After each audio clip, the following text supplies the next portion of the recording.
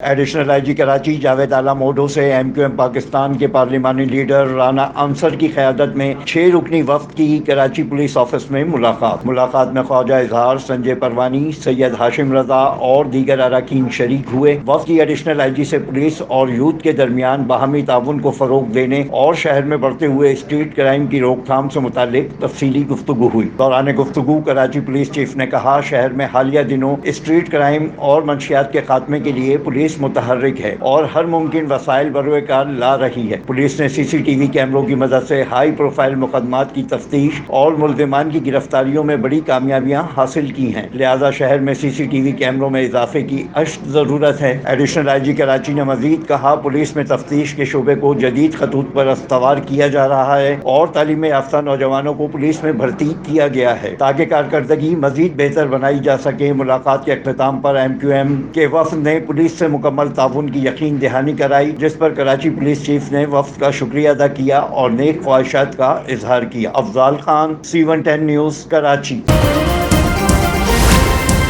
C110 news, خبر کی اصل خبر۔